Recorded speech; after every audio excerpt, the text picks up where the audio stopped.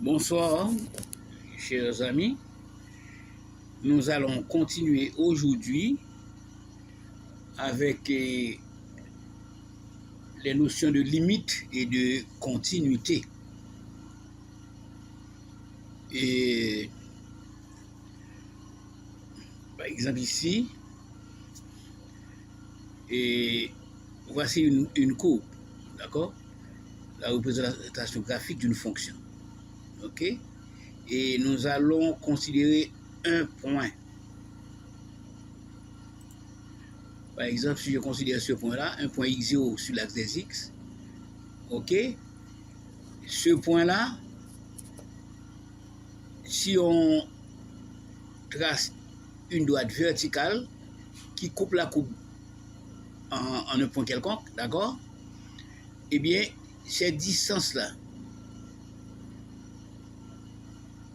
la distance qui sépare le point et le point touchant la courbe du point de l'axe des x, c'est ce qu'on appelle limite. Voici la limite. C'est cette longueur-là. C'est cette longueur-là. Donc, par définition, on dit qu'une fonction f admet une limite L en un point x0. Le point x0 se trouve sur l'axe des x. OK? Une limite L. Si quand x devient très proche de x0 et non égal à x0, la valeur de f est L. C'est-à-dire, cela ne veut pas dire que x va être égal à x0. Mais x s'approche de x0, x tend vers x0, c'est-à-dire x se trouve au voisinage de x0. Donc cette limite est égale à L, cette distance-là. OK? Et donc quand on dit tend vers, cela ne veut pas dire que x va être égal à x0, c'est pas ça, d'accord? Mais x se rapproche de x0. Donc si quand x devient très proche de x0 et non égal à x0, la valeur de f est L. Une telle valeur s'appelle la limite de f de x quand x tend vers x0. Et cela se note limite f de x quand x tend vers x0 égale L. Donc il y a un ensemble de règles qu'on applique à cette approche-là. On vous dit que si la fonction est une fonction constante, par exemple petit a, si la fonction est une fonction constante petit a, alors la limite, il n'y a pas de variable x, la limite c'est petit a. OK? Mais si la fonction est, par exemple, x exposant n, donc il suffit de remplacer x par x0, donc vous allez retrouver x0 exposant n. Donc l'égalité ici c'est x0 exposant n. Ensuite, vous pouvez avoir aussi la somme de deux fonctions, par exemple f de x et g de x. Donc la limite de la somme f de x plus g de x est égale à la somme des limites. Limite f de x plus g de x est égale à la limite f de x quand x est vers x0 et limite g de x quand x est vers x0. C'est la troisième règle. Quatrième règle, c'est que quand on a un produit, la limite d'un produit est égale au produit des limites. Si on a la limite f de x multipliée par g de x quand x est vers x0, donc cette limite est égale à la limite de f de x quand x est vers x0 multipliée par la limite de g de x quand x est vers x0. Donc c'est clair, ce sont des règles qu'il faut que vous connaissez déjà. OK? Ensuite, la limite d'un quotient, vous avez f de x sur g de x. Donc vous avez une division, f de x par g de x. Donc la limite du quotient est égale au quotient des limites. C'est limite f quand x tend vers x0 ou bien a, et limite g de x quand x tend vers a. Ensuite, un cas très important, quand vous avez limite f de x exposant n. Donc à gauche, vous avez f de x exposant n. Alors on vous dit, cette limite, quand x tend vers a ou bien x0, est égale à la limite de f de x quand x tend vers a exposant n. C'est-à-dire à gauche, vous avez seulement f de x exposant n, tandis qu'à droite, vous avez la limite exposant n. OK? À gauche, c'est f de x qui est exposant n. OK? Tandis qu'à droite, c'est la limite, c'est le groupe qui est exposant n. Donc on n'a qu'à calculer cette limite-là, et le résultat, on l'élève à la puissance n. D'accord. Et dans les limites, en remplaçant x0, x par x0, x par 2, x par 3, vous pouvez trouver des résultats bizarres. Par exemple, vous pouvez trouver 0 sur 0, vous pouvez trouver infini sur infini, infini moins infini, 0 multiplié par infini, 1 exposant infini, 0 exposant infini, infini exposant 0. Donc on a un total de 7 formes indéterminées. Donc quand vous retrouvez ces valeurs-là, cela veut dire tout simplement vous avez une forme indéterminée. Donc il faut lever l'indétermination. Ça c'est clair. Ok? Si en calculant la limite, on trouve une valeur quelconque, donc la valeur est une valeur finie, un réel, 3, 4, 5, 2.5. Donc vous n'avez qu'à encadrer cette partie-là. Ça, c'est le résultat de la limite. Par exemple, si vous avez évalué les limites aux valeurs données pour chaque fonction, vous avez f de x est égal à 14. Si x est supérieur à 2. Bon, on appelle cette fonction-là et c'est fonction définie par partie. Fonction définie par partie. C'est-à-dire, suivant la valeur de x, la fonction s'écrit. Donc, si x est supérieur à 2, la fonction c'est 14. Si x est égal à 2, la fonction c'est 7. Si x est inférieur à 2, la fonction c'est x carré plus 1. C'est x carré plus 1. On n'a pas mis l'exposant ici, mais c'est x carré plus 1. On vous demande de calculer la limite de f quand x tend vers 4, quand x tend vers 2 et quand x tend vers 0. Donc, il y a une remarque très importante à faire ici. Par exemple, on vous donne x égale 2. La fonction s'écrit. Ensuite, on vous donne x supérieur à 2, on vous donne x inférieur à 2. Donc, le principe consiste à utiliser la première et la deuxième. La première, quand x supérieur à 2, cela veut dire x tend vers 2 plus. X supérieur à 2, cela veut dire x tend vers 2 plus. 2 plus signifie des valeurs qui se rapprochent de 2, mais qui est supérieur à 2. Ensuite, quand vous avez x inférieur à 2, ça correspond à des valeurs qui se rapprochent de 2, mais qui est inférieur à 2. Donc, au lieu d'utiliser 7, d'accord, il est conseillé d'utiliser la première fonction et la deuxième fonction. La première fonction indique que x est supérieur à 2. C'est la limite de f quand x tend vers 2 plus. Et la dernière, x inférieur à 2, c'est la limite de f quand x tend vers 2 moins. Donc, parce que si la limite à droite n'est pas égale à la limite à gauche, la fonction n'admet pas de limite à ce point. Donc, si on vous demande de calculer une telle limite, il faudrait calculer la limite de f quand x tend vers 2 plus et ensuite la limite de f quand x tend vers 2 moins. Limite à gauche, limite à droite. Et si ces deux limites sont égales, donc on dira tout simplement que la fonction admet une limite en ce point qui est égale à la valeur trouvée. Ok, donc nous allons faire le premier exercice et je vais laisser le second pour vous. Dès que vous comprenez cette première fonction, vous n'aurez aucun problème à la résolution de la deuxième fonction, c'est clair. C'est le même principe.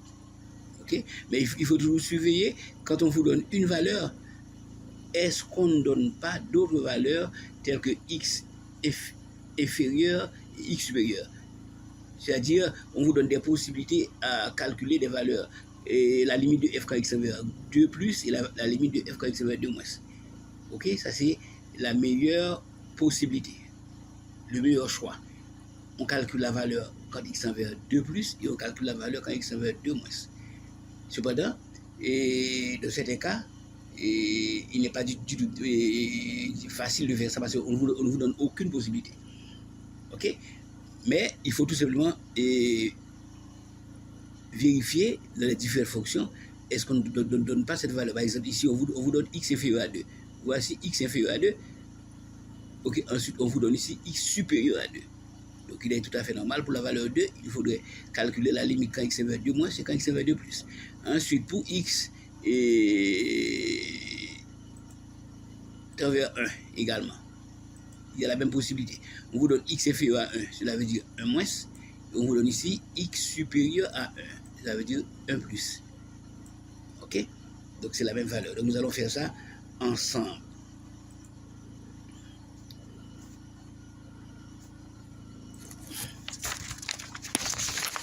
Donc, c'est évaluer. L'exercice consiste à évaluer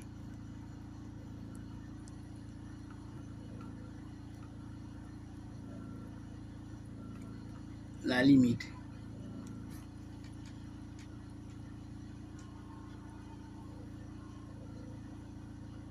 évaluer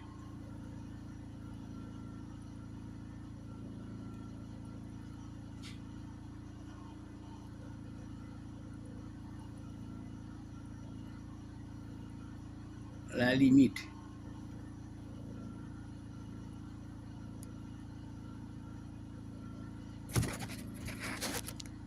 de f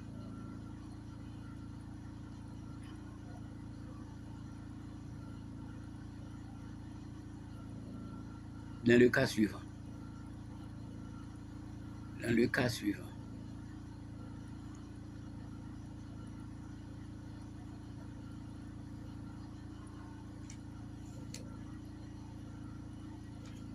F de x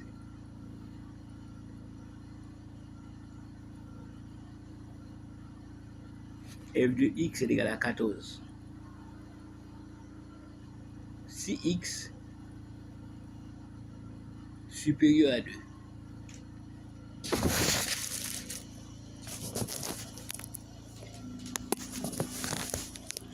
Si x supérieur à 2,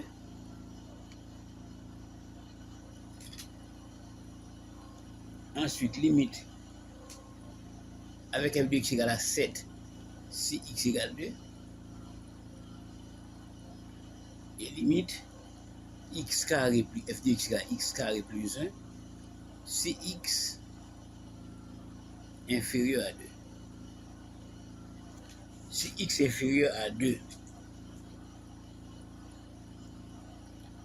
ensuite, on vous dit que vous allez calculer ça, cette limite, pour les valeurs suivantes. x0 égale 4. x0 égale 2. Et x0 égale 0. Ok, on y va. Limite f de x d'abord, limite f de x quand x tend vers 4. Maintenant, laquelle de ces fonctions-là utiliser? Donc, x supérieur à 2, on vous donne x tend vers 4. Donc, si x tend vers 4, 4 est supérieur à 2, donc il faudrait utiliser la première fonction. Donc, limite f de x quand x tend vers 4, la fonction qui correspond, c'est limite de 14.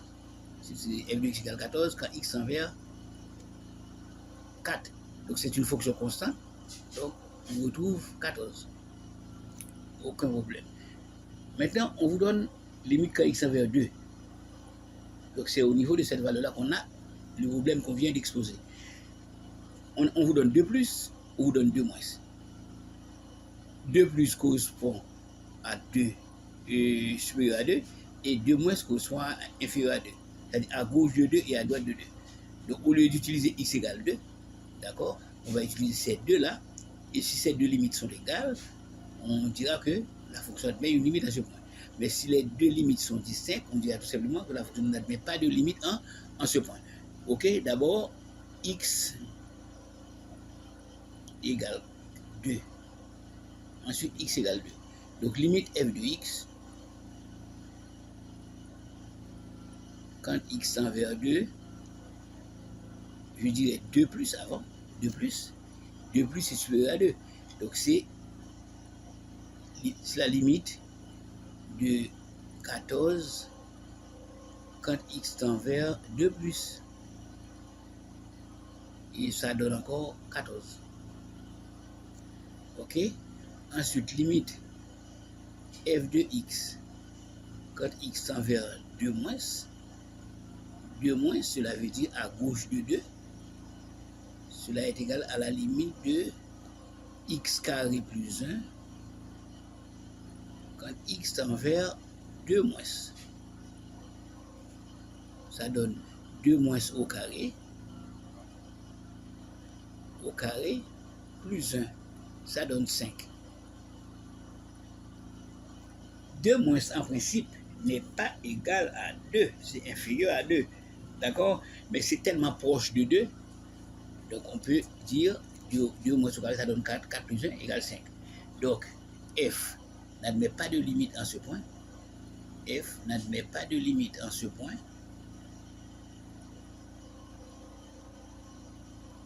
De limite en ce point. En ce point. Parce que limite à gauche, limite de f quand x tend vers 2 moins est différent de limite de f quand x tend vers 2 plus. Donc cette limite n'existe pas. Ça c'est le principe, ok? Si la limite à gauche est inférieure, est différente de la limite à droite, cela veut dire que la fonction n'admet pas de limite en ce point. Donc nous allons passer à une autre page. Hein?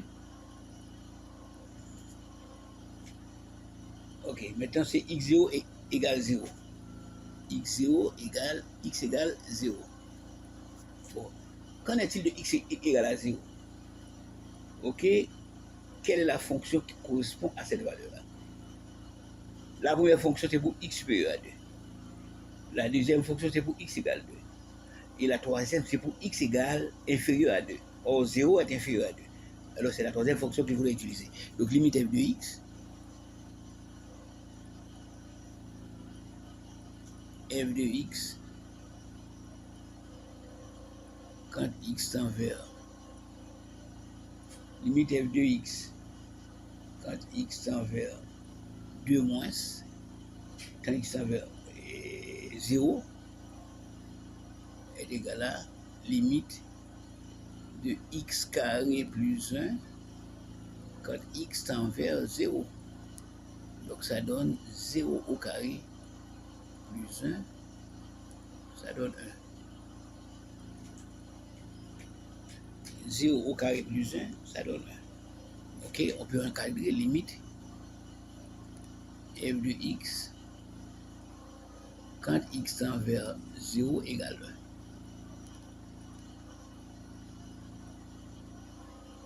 1. Ok, ensuite vous allez faire le petit b pour moi. Hein. C'est toujours le même principe. Vous allez calculer cette limite-là, la limite de f quand x tend vers 1, quand x tend vers 2, quand x tend vers 4. Donc il suffit de faire ça sur un papier, et ensuite de faire la photo, et de m'envoyer ça sur le groupe. Vous me montrer est-ce que c'est bon, est-ce que c'est pas bon. Ok, c'est ça. Ok, nous allons passer à l'exercice numéro 2 maintenant. Exo 2. Exo 2. Limite, il faut calculer la limite. Trouver la limite de f en x0. Premièrement, f de x égale 3x plus 12, 3x plus 12, 3x plus 12 sur 3x plus 12, 3x plus 12 sur x plus 4. Ok, en x0 égale moins 4. Donc limite f de x. Quand x tend vers moins 4 est égal à la limite de 3x plus 12 sur x plus 4 quand x tend vers moins 4. Ok? Maintenant, on va remplacer x par moins 4. Ça donne, dès qu'on remplace x par sa valeur, on laisse tomber la limite maintenant. Ça fait 3. On n'a pas de limite ici. C'est 3 par moins 4 plus 12 sur moins 4 plus 4. Ok? Ça fait 0 sur 0. Ça, c'est une forme indéterminée. FI, forme indéterminée. Et je vous ai montré ça parmi les formes indéterminées. Et si vous vous rappelez, voici parmi les formes indéterminées, vous avez 0 sur 0, ok, vous avez infini sur infini, infini moins l'infini, ce sont les formes indéterminées. Ok, donc c'est clair. Si en calculant une limite, vous trouvez l'une de ces valeurs-là, c'est une forme indéterminée. Ok, ça n'existe pas. Donc c'est clair. Maintenant, il faudrait maintenant lever cette indétermination. Mais comment lever l'indétermination? Il y a plusieurs méthodes. On peut utiliser la factorisation ou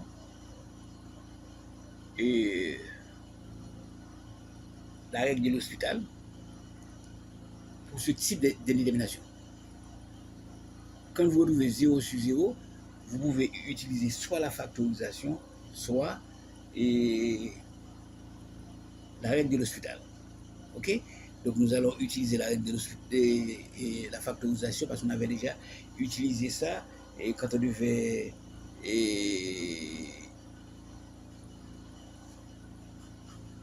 faire des démonstrations par récurrence, par l'absurde, etc. On avait fait des exemples comme ça, d'accord? Et levons l'indétermination,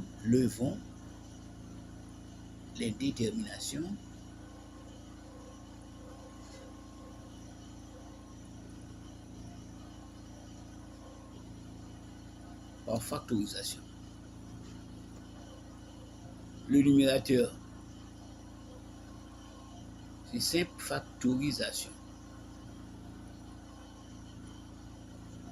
Ok? Donc limite f de x quand x tend vers moins 4 est égal à limite. Je vais factoriser le numérateur par 3. 3 facteur de x plus 4 sur x plus 4 sur x plus 4. Arrivé ici, quand x tend vers moins 4, ok, on n'a qu'à factoriser par x automatiquement, et ce facteur est en évidence, x plus 4, donc on peut simplifier par x plus 4. Donc il ne reste que limite de 3 quand x tend vers moins 4. Ça fait 3. Donc, limite f de x quand x tend vers moins 4 est égal à 3.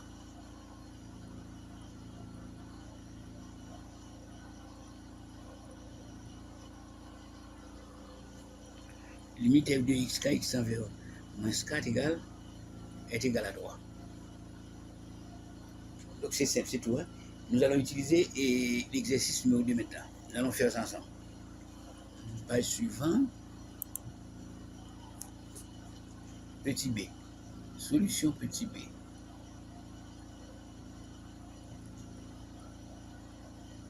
Et f de x est égal à f de x égale x carré moins 5x plus 6.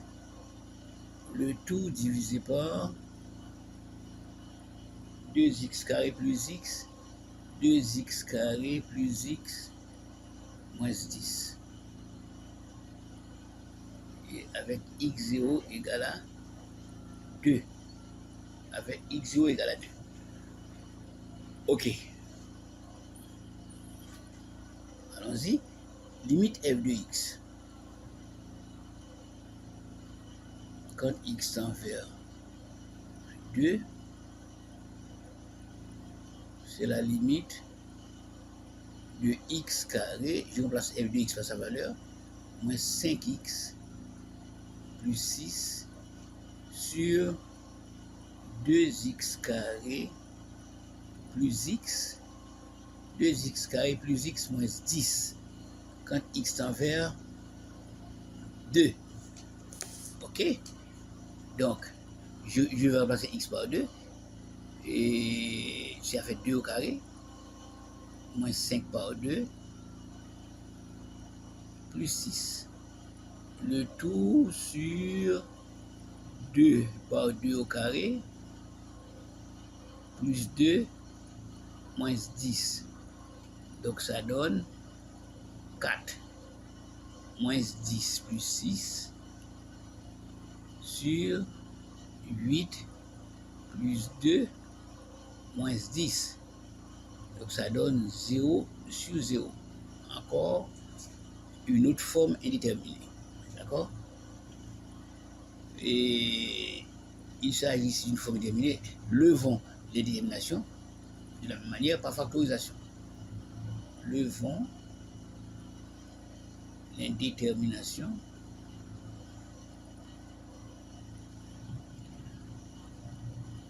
quand vous retrouvez 0 sur 0, cela veut dire qu'il existe une valeur. Pour cette valeur-là, et le dénominateur vaut 0. Et pour cette même valeur, le numérateur vaut 0. Ok? Et donc cela veut dire qu'il existe au numérateur, au dénominateur, un facteur qui annule et le dénominateur et le numérateur. Donc quand on factorise les deux, ce facteur-là va être mis à l'évidence. Donc vous pouvez facilement le supprimer. D'accord? Par exemple, les deux, que ce soit le numérateur ou le dénominateur, on n'a que des fonctions quadratiques, des fonctions du second degré. Et vous avez appris à factoriser ça. C'est petit a, le coefficient de x carré, facteur de x moins x prime, facteur de x moins x seconde. Ok? Nous allons et les déterminations par factorisation. Nous pouvons factoriser ça, hein, par factorisation.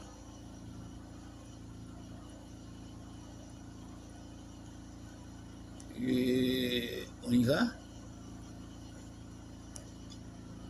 Factorisons le numérateur. Factorisons le numérateur.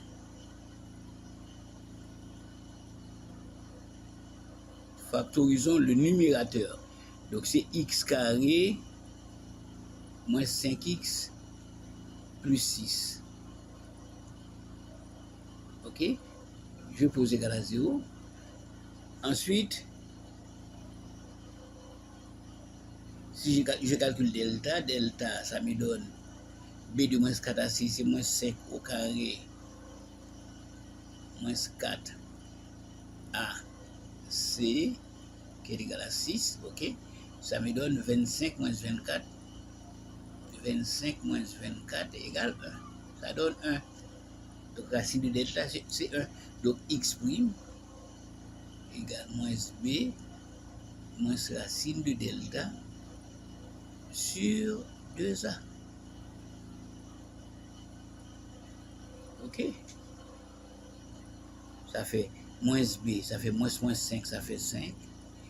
Moins racine de delta, moins 1 sur 2a sur 2 par 1. Ça fait 4 sur 2 égale 2. Donc x' égale 2. Ensuite, x seconde égale moins b plus racine de delta sur 2a. Ça fait moins b, ça fait 5 plus 1 sur 2a, 2 par 1. 2a. Donc ça donne 6 sur 2. Ça donne 3. Donc x seconde est égal à 3. Ok? Donc le numérateur maintenant, x carré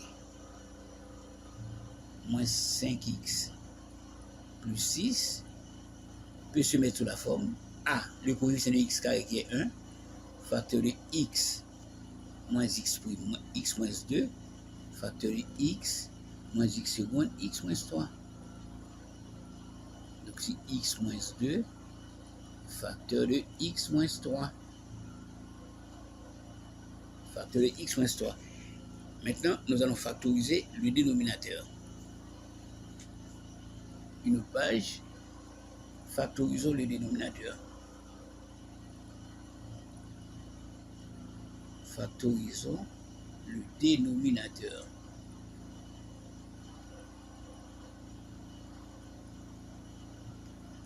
C'est 2x carré plus x moins 10. 2x carré plus 10 moins 10. Ok? Je le pose égal à 0. Ensuite, je vais calculer delta. Delta est égal à B2, c'est 1 au carré, moins 4AC, moins 4 par 2 par moins 10. Donc ça donne 81. 1 au carré c'est 1, moins 4 par 2, moins 8, moins 8 par moins 10, ça fait 80, 80 plus 1, ça donne 81. Ok. Donc x' est égal à moins b, moins 1, moins racine de delta. Racine de 81 c'est 9, sur 2a, sur 2 par 2, ça lui donne moins 10, sur 4, ça fait moins 5 demi.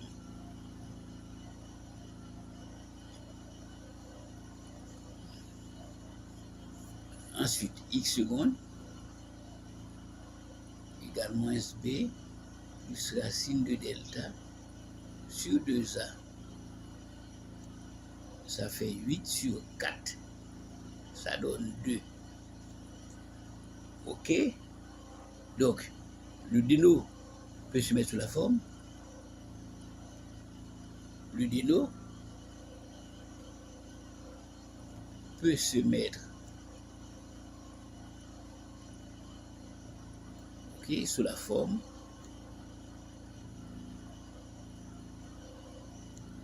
de 2x carré plus x moins 10, c'est A qui est égal à 2, facteur de x moins x prime, x moins 5 demi, moins 5 demi, ça fait plus 5 demi, facteur de x moins 2. OK? Maintenant, on va faire entrer le 2, soit au premier facteur, soit au second facteur. OK? Ça donne, je vais faire entrer ça au premier facteur. 2 par x, ça fait 2x. Et 2 par 5 demi, ça fait 10 demi, ça fait 5. Ça fait 2x plus 5, facteur de x moins 2. OK? Ça, c'est le dénominateur. Maintenant, je vais recalculer la valeur de la limite en remplaçant le numérateur et le dénominateur par leur valeur. Donc, limite f de x, quand x tend vers 2, est égal à la limite du numérateur factorisé, c'est x moins 2, facteur de x moins 3,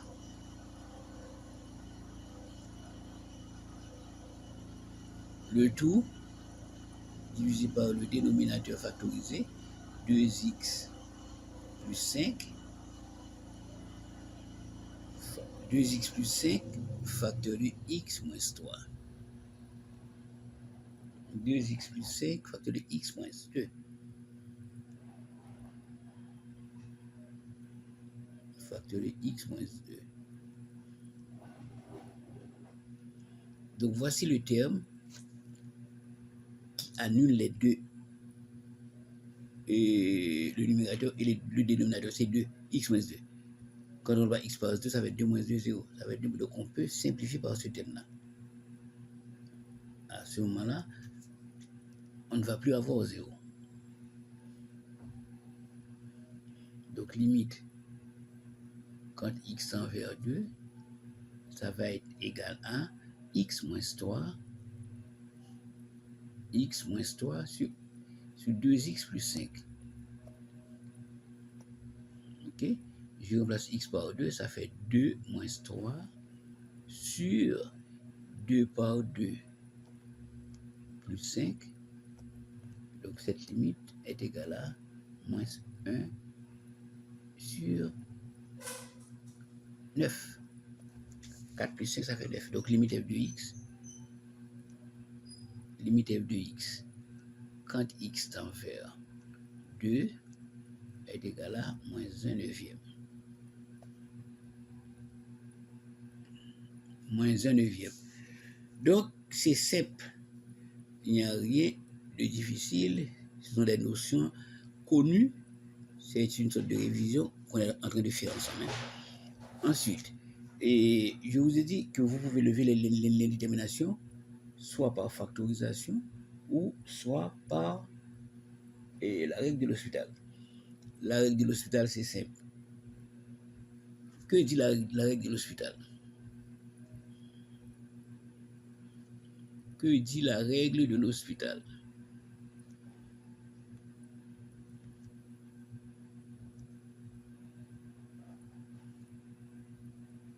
Que dit la règle de l'hospital?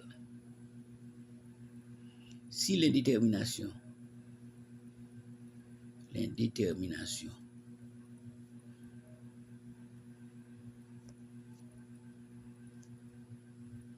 est 0 sur 0,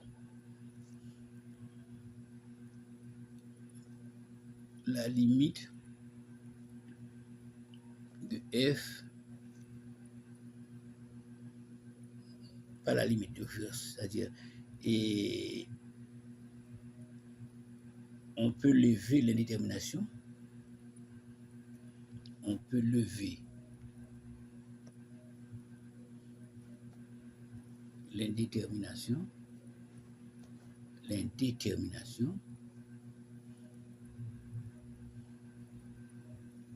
par